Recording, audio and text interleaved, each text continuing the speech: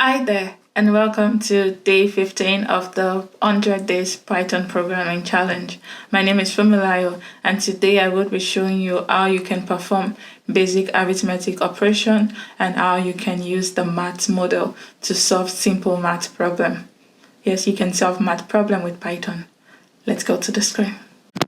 Welcome to day 15 of the Python programming, and today we will be doing math. We will be solving math problems. So in math, it is possible for you to do basic arithmetic operation, and it's possible for you to import the math model to perform trigonometry, logarithm, exponential, and etc. So today, let's start first from a basic operation. So these are like examples of the basic operation that you can perform in Python: addition, subtraction, multiplication, division, integer, exponential, and modulo. So now let's start. So I want to perform addition. So I have 15 and plus 4. And then when I run this, you get 19. So this is basic arithmetic with the plus sign. If you want to do subtraction with the minus sign, you get 11. With the multiplication sign, you get 60. And then with the division sign, division with decimal place,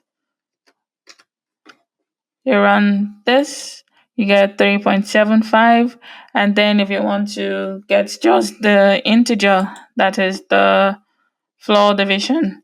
So I put another slash, and then we get just 3. And then you want to get the exponential of this. To get exponential, I put star star to get the exponential, and then I run this and we get 50,625. So this is how we perform basic arithmetic operation with Python. So now this is so simple. What if you now want to perform complex using the math function? So first thing that you have to do is to import math to do this. Now imagine that you want to find the square root of a number. Let me show you how you would be able to achieve this. So we have print math, which is the model, and then we have squared sqrt, which represents square root. And then when I run this, we found the square root. What if you want to find the sine of an angle in radian? These are fast methods of doing it. So we want to find sine. So math.pi, pi to get pi at 3.16. And then when I run this, we get the sine of an angle in radian. What if you want to find the logarithm, the base 10 of a number? Log 10 of 1000. I'm missing a final parenthesis, and when we run it, we get 3. There are so many other things you can also get if you want to get the value of pi, for instance, the value of pi. And then when I run this, we have our value for pi. And there are so many. You can also find the value of the Boolean number, and so on and so forth. There are so many. You can check the website. I'll put the link in the description for different functions that you can get using the math model.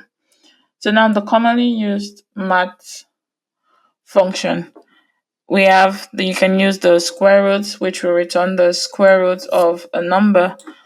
So like what we did above here,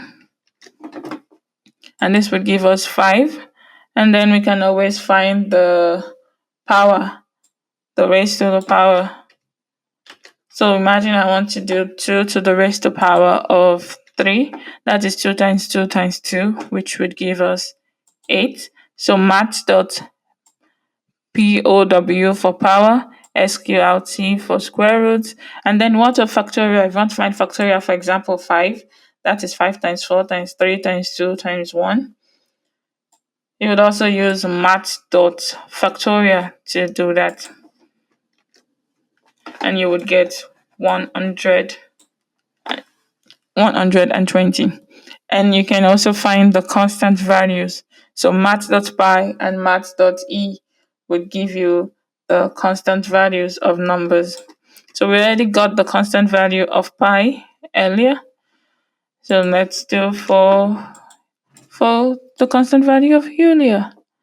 And we run this, we get this.